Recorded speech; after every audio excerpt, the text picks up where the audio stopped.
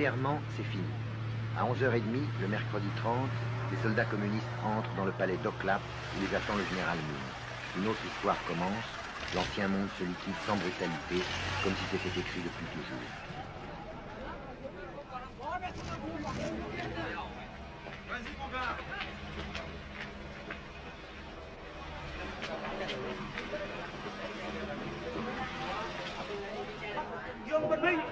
Nous avons capturé Gérard Ming, président depuis 2 jours seulement. Restons calmes et disciplinés.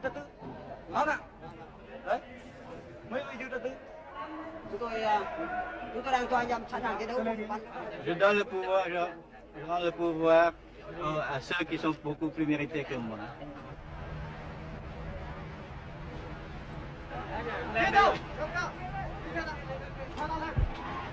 Này, bác cầu bác ca, nhanh lên. Cầm lấy khẩu súng này. Cầm cái điện thoại của mình đi đó. Ôi, sao cầm? Ôi, cầm lấy.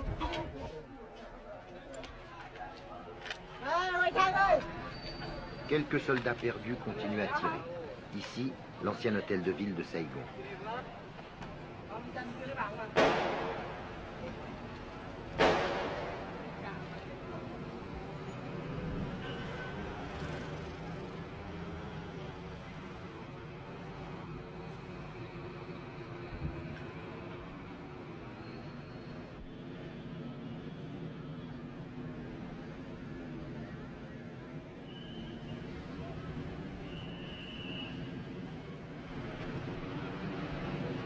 Pour lui aussi, c'est fini. Un colonel des forces de sécurité a tiré un trait sur l'ancien régime et sur sa vie qui ne voulait plus rien dire.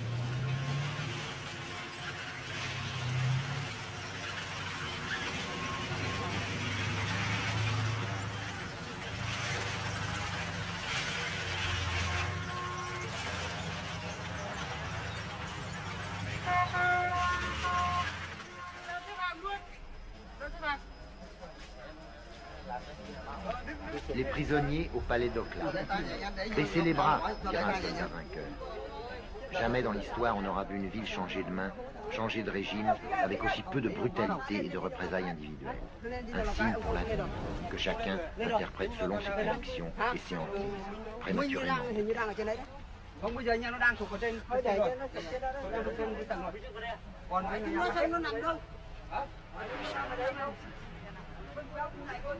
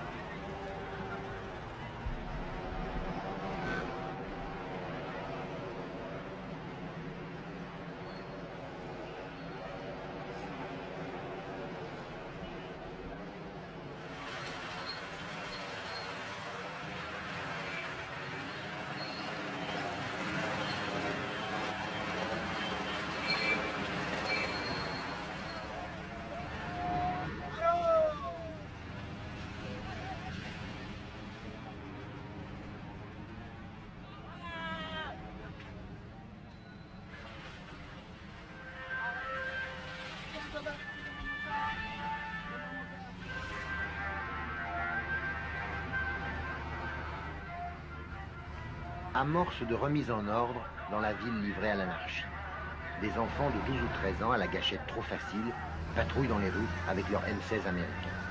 On les appelait les cow-boys, le plus sérieux danger de cette période intermédiaire incertaine.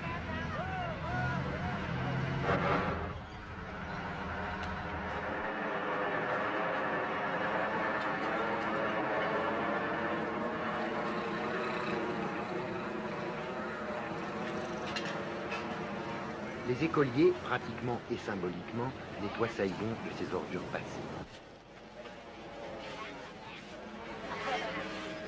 Nous faisons l'hygiène publique pour nettoyer la ville. Oui. Qu'est-ce qui vous a donné l'ordre de nettoyer la ville? Mais personne ne nous a donné l'ordre. Mais par nous-mêmes, nous faisons ce travail.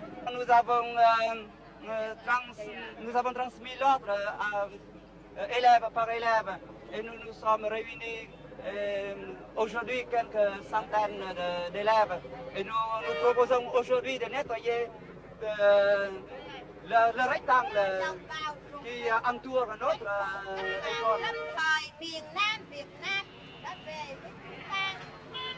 Chers camarades et compatriotes, le gouvernement révolutionnaire provisoire a libéré Saigon et maintenant notre ville s'appelle Ho Chi Minh.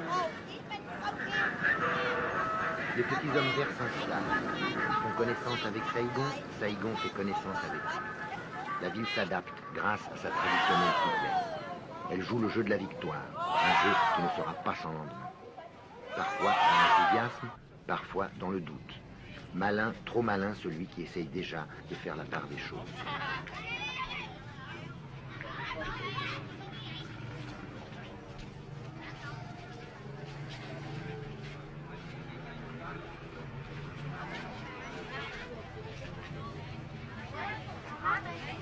Les petits métiers continuent, les 100 métiers comme on. Au marché aux voleurs, les trafiquants vite rassurés vendent aux bodoïs naïfs les dernières lunettes de soleil et les derniers transistors sournoisement rafistolés. Les jolies Saigonaises, qui avaient rangé un instant leurs décadents vêtements de couleur, ressortent de leur charme.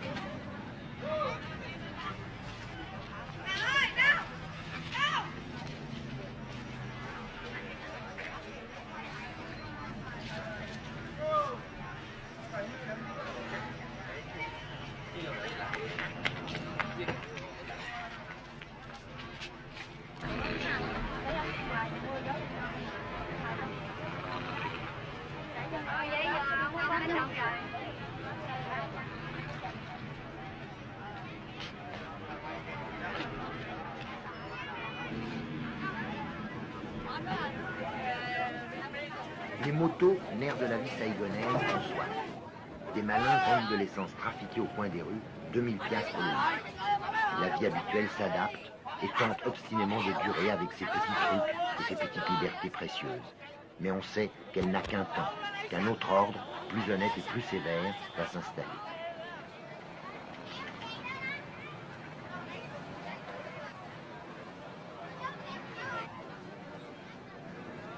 Il y en a qui sont prêts à tenter l'expérience du bonheur collectif de bon cœur. Mais pour certains, pour certaines, c'est un déchirement.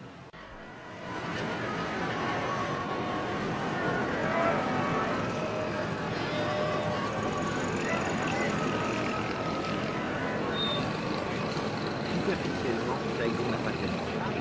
Il y a moins d'essence, mais c'est le groupe de rouge. Attentifs, les faux débonnaires, les petits hommes verts, les bodoles comme nous, sont partout dans la ville. Le climat est pacifique, avec des moments de tension, comme pendant les derniers jours qui ont précédé notre départ.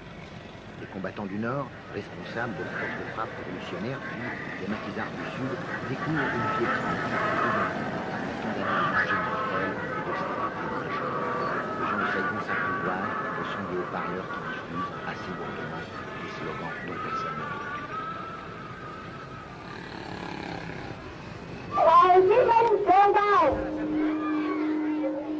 Quand est-ce que vous prenez Hanoï? Je ne sais pas. Chúng tôi Ça dépend de còn la phải durée tùy de theo notre tình mission. hình của đất nước này, tùy theo nhiệm vụ.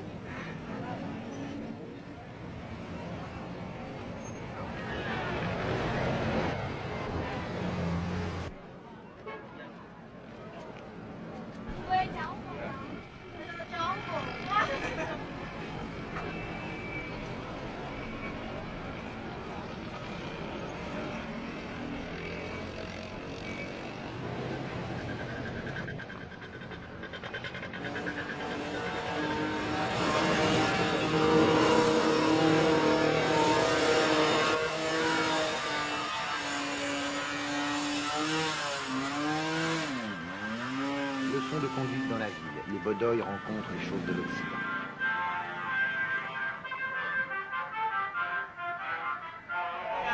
Je m'appelle Tong. Je suis de l'armée de libération. Đơn vị coi như thuộc quân giải phóng của đơn vị nào cả.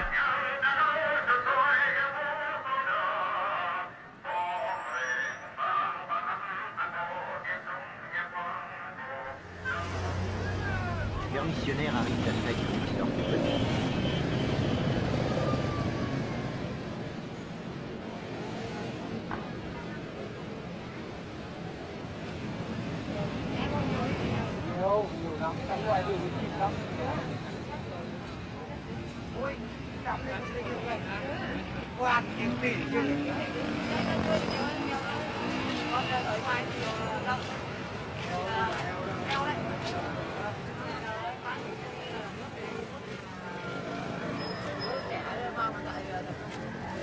J'ai quitté mon fils quand il avait 3 ans, maintenant il en a 7 et il va à l'école.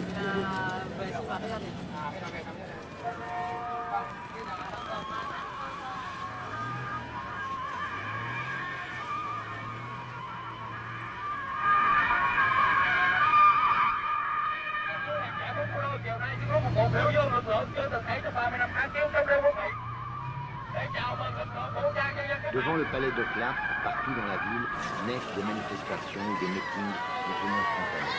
Toute une éducation politique qui commence. Curieux, disponible, les Saigonais sont bons élèves.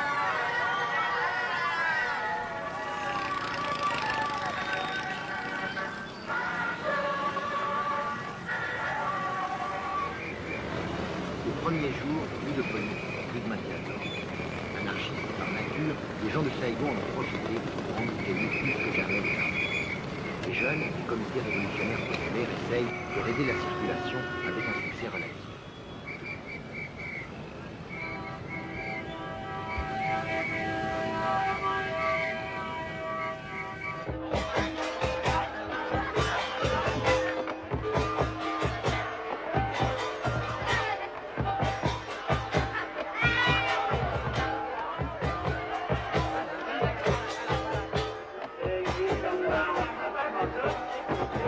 Les grandes manifestations permettent à la foule de Saigon d'assimiler les slogans et d'apprendre l'enthousiasme de masse. On y ressent le soulagement de la paix, une indiscutable fierté, une ivresse d'indépendance et aussi l'inquiétude d'une nouvelle sorte de vie peut-être trop bien réglementée.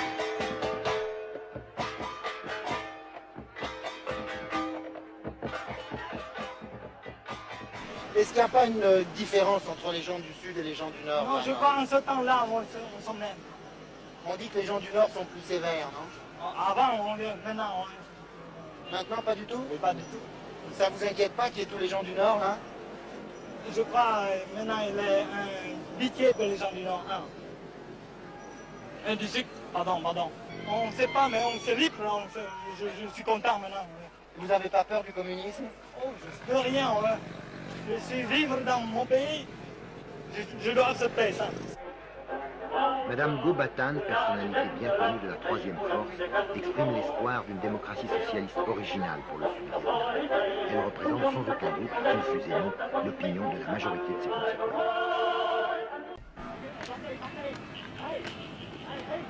Un geste qui symbolise la victoire. On démolit le fameux monument aux morts de la place Leloy qui montre deux marines marchant ensemble au combat l'un poussant l'autre. Cette chute, c'est l'humiliation des Américains. C'est le signe de la joie des vainqueurs. Une joie paisible. Ils n'avaient jamais douté de l'issue de la guerre et voilà leur foi confirmée.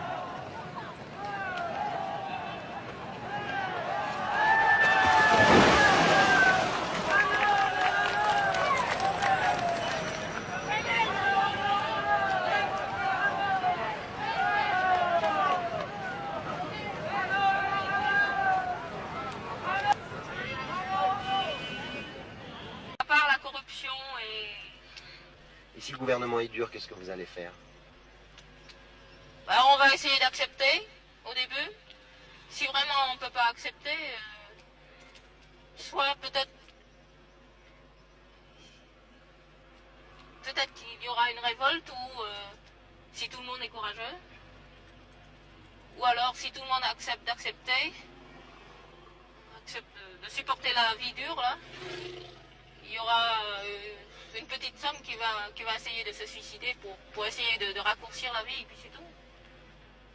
Et puis les autres, ils restent, ils mènent leur vie dure comme ils veulent.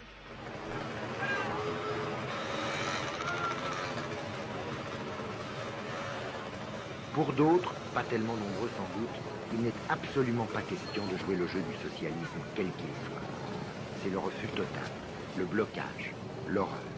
comme pour ce jeune officier qui s'est battu jusqu'au dernier instant contre le communisme. Il n'a pas voulu être filmé.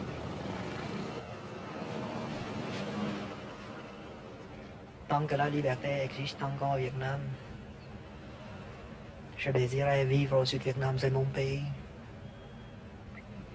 Je prenais la défense de mon pays en tant que soldat. Ce qui veut dire que je ne porte pas les habits militaires pour défendre le régime de Thieu. C'est un régime pourri, mais tout le monde y retrouve son compte. À vrai dire, c'était une mode de vie qu'on a appris à vivre avec. Il y avait beaucoup de liberté dans cette pourriture. Je porte les habits militaires pour défendre mon pays contre le communisme. Je prends la défense de ma liberté, de la liberté de ma famille. Et cette liberté, hélas, ça n'existe plus. Avec le Front de Libération Nationale, avec les communistes, il n'existe plus de liberté. On n'a pas été libérés. On est fait prisonnier. Et on subira toutes les conséquences. Il n'existera plus de liberté. Et les Européens, ceux qui pensent que c'est une libération, se trompent. Il n'y a pas de libération. Il y a une conquête. On a perdu la guerre. On a été trahis. On a combattu pour rien. Et maintenant, on se demande quel sort sera réservé à nous tous. Nous, les Vietnamiens libres. Nous qui avons combattu contre le communisme. Nous qui avons reçu une instruction comme il faut. Nous sommes trop intellectuels pour être communistes.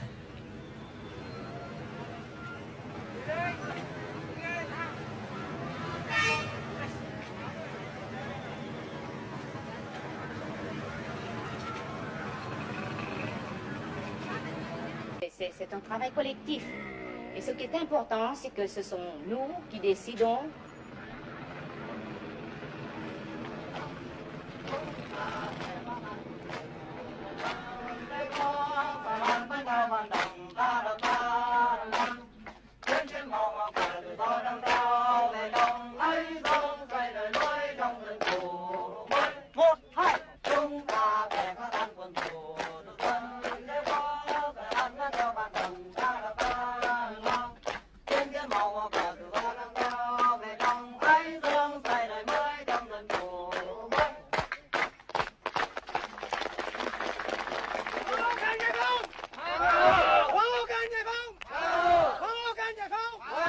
Madame le commandant Nguyen Ngoc Dung trace le chemin, raisonnable et heureux, d'un socialisme librement consenti.